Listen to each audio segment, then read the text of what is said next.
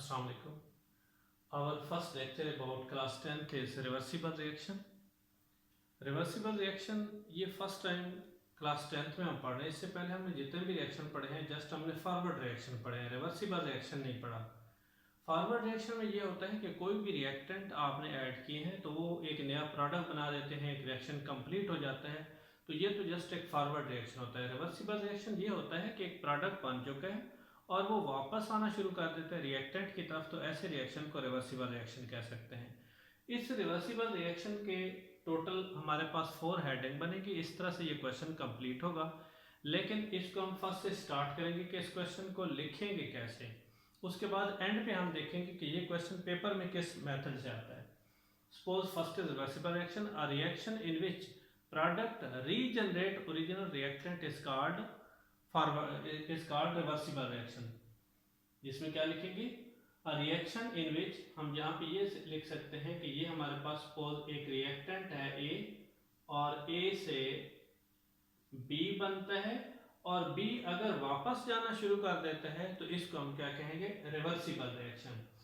A reaction in which product regenerate original reactant is called reversible reaction. अब यहाँ पे हम देखेंगे कि इससे पहले हम डबल हेड एरो भी नहीं लगाते थे, ये जस्ट रिवर्सिबल रिएक्शन के लिए होता है कि जो रिएक्शन रिवर्स होता है उसके लिए हम डबल हेड एरो लगाते हैं। तो इसमें एक प्रोडक्ट जो बी है वो दोबारा से ए बना सकता है, ऐसा रिवर्सिबल होगा। अब इसके बाद हम कुछ इसकी फिजिकल एग्जांपल देखते हैं कि क्या फिजिकली ऐसा कोई रिएक्शन एग्जिस्ट करता है। इसके अंदर हम ये देखेंगे कि जब भी कोई लिक्विड वेपर में चेंज होता है और इसी तरह वेपर दोबारा से लिक्विड बना सकता है, तो ये भी एक रिवर्सिबल चेंज होगी, लेकिन ये फिजिकल चेंज होगी। तो इसको हम क्या कहेंगे, लिक्विड से अगर वेपर बनता है इसे हम कहेंगे एवापोरेशन, और अगर ये वापस आता है तो फिर इसको हम क्या कहेंगे, कंडेंसेशन। कंडेंसेशन। अब ये तो हो गई एक डेली लाइफ के एग्जांपल। अब हम केमिकली देखेंगे कि कौन से ऐसे रिएक्शन है जो खुद ब खुद रिवर्स हो जाते हैं। आप देखिए, ऐसा जो रिवर्सिबल रिएक्शन होता है, माइंड में एक लाजमी चीज आती है कि ऐसे रिएक्शन अगर रिवर्स होते हैं तो ऐसे रिएक्शन कब कंप्लीट होंगे, या क्या ये रिएक्शन हमें रिवर्स होके कोई फायदा दे सकते हैं या नहीं दे सकते, या इनको फॉरवर्ड हम खुद से रख सकते हैं कि नहीं। बहर इसी रिवर्सिबल चैप्टर के अंदर हम मजीद इसकी डिटेल पढ़ेंगे कि इसको कैसे फॉरवर्ड डायरेक्शन में रखा जा सकता है। स्टिल हम इसके बारे में जस्ट केमिकल एग्जांपल देखते हैं। सपोज हमारे पास नेक्स्ट है nitrogen 3 hydrogen, it gives 2 NH3।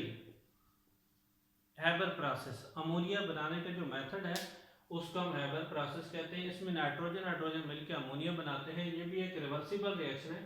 तो एक तो हमारे पास ये केमिकल चेंज आ गई। सबसे पहले हमने देखा था कि reversible reaction are those type of reaction in which product regenerate original reactant is called reversible reaction.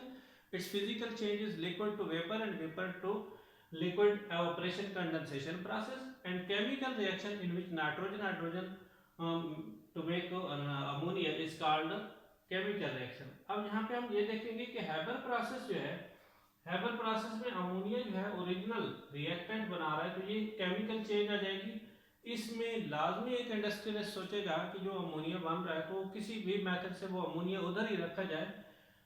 तो इसके आगे हम ये क्या क्लियर प्रिंसिपल में देखेंगे कि अमोनिया को कैसे अमोनिया की तरफ ही रखा जा सकता है, फॉरवर्ड ही रखा जा सकता है। नेक्स्ट इसका फोर्थ स्टेप आता है ग्राफिकल रिप्रेजेंटेशन। ग्राफिकली इसको हम कैसे रिप्रेजेंट कर सकते हैं। सपोज हमारे पास एक नेक्स्ट रिएक्शन है 2SO2 plus O2, it gives 2SO3। Sulphur trioxide जो है वो सल्फर डाइऑक्साइड से मिलकर बनता है, तो सल्फर ट्राइऑक्साइड को ग्राफिकली हम रिप्रेजेंट करेंगे। इसमें देखें कि ये हमारे पास रिएक्टेंट है, ये प्रोडक्ट है। सबसे पहले तो हमारे पास इसकी अमाउंट होगी ना, उसके बाद हमारे पास प्रोडक्ट जो है ये वापस जाना शुरू करेगा। तो मैक्सिमम अमाउंट हमारे पास SO2 की और फिर O2 की होगी। उसके बाद SO3 जो है ये तो जीरो होगा पहले, जब टाइम स्टार्ट इसका नहीं होगा, जो ही टाइम स्टार्ट होगा तो उस वक्त इसकी कंसंट्रेशन जो हमारे पास होगी वो जीरो कंसंट्रेशन। तो ये जीरो कंसंट्रेशन से ग्रेजुअली इसकी कंसंट्रेशन SO3 की बढ़ना शुरू हो जाएगी। इस रिएक्शन के अंदर हमने ये देखना है कि ये मैक्सिमम अमाउंट है SO2 की, ये है O2 की। SO2 हमने ऊपर इस वजह से लिखा है कि ये 2 मोल है और ऑक्सीजन जो है ये 1 मोल है, इस वजह से इसकी कंसंट्रेशन हमने नीचे रखी है। With the passage of time ये होगा कि SO3 की कंसंट्रेशन इंक्रीज करेगी, SO2 और O2 की कंसंट्रेशन जो है वो डिक्रीज करेगी। यहाँ पे हम ये देखेंगे कि कंसंट्रेशन इसकी डिक्रीज हो रही है, इनकी कंसंट्रेशन इसकी जो है ये कंसंट्रेशन SO3 की बढ़ रही है, लेकिन कभी भी ये मैक्सिमम पोजीशन पे नहीं पहुंचेगा और ये जो है बिल्कुल जीरो कंडीशन पे नहीं पहुंचेंगे। इसका मतलब ये है कि ये रिएक्शन जो है ये इंटरमीडिएट पे जाके कहीं पे रुकेंगे और वो इंटरमीडिएट इस टाइप का होगा कि ना एक चीज मैक्सिमम को टच करेगी ना एक चीज कोई टोटली जीरो को टच करेगी। तो इस तरह इनको हम रिप्रेजेंट कर सकते हैं ग्राफिकली। अब नेक्स्ट हमारे पास इसकी एक सेल्फ असेसमेंट आती है। ये इससे रेलेवेंट एक क्वेश्चन आता होता है कि कोई भी रिवर्सिबल रिएक्शन है उसको सिर्फ फॉरवर्ड कैसे लिखा जा सकता है, उसका सिर्फ रिवर्स कैसे लिखा जा सकता है। जैसे how can we write forward and reverse reaction. Suppose nitrogen hydrogen है, इसका सिर्फ फॉरवर्ड लिखना होगा तो हम यही इक्वेशन लिख देंगे N2 + 3H2 it gives 2NH3। अब हम डबल हेड एरो इसका नहीं लगाएंगे, सिर्फ सिंगल हेड एरो लगाएंगे। अगर इसका रिवर्स लिखना होगा तो 2NH3 इधर लिख देंगे, 2NH3 N2 + 3H2।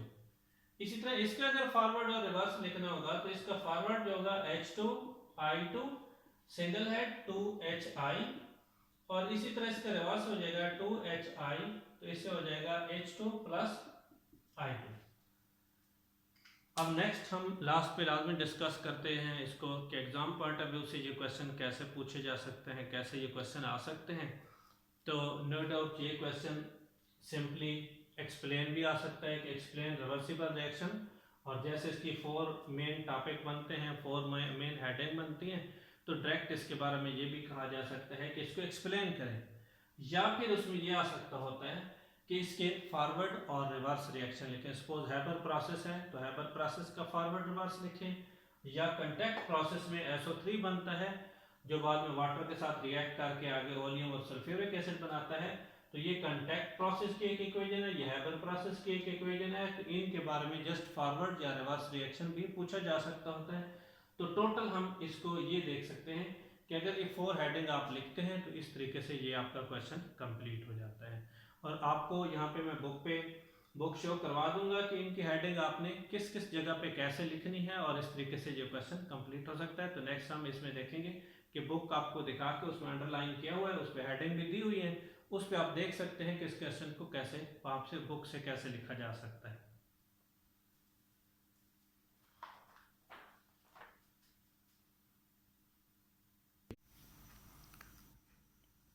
यहाँ पे आप देख सकते हैं कि ये इसकी सबसे पहले डेफिनेशन होगी, इसको नंबर 1 करेंगे, उसके बाद इसको नंबर 2 करेंगे जिसमें लिक्विड और वेपर वाली फिजिकल एग्जांपल है, सेकंड हेडिंग करेंगे। उसके बाद थर्ड में आप इनमें से कोई भी एक एग्जांपल लिख सकते हैं। सपोज पहली एग्जांपल लिख सकते हैं क्योंकि इसके साथ फिर आप इसकी ग्राफिकल रिप्रेजेंटेशन भी दे सकते हैं।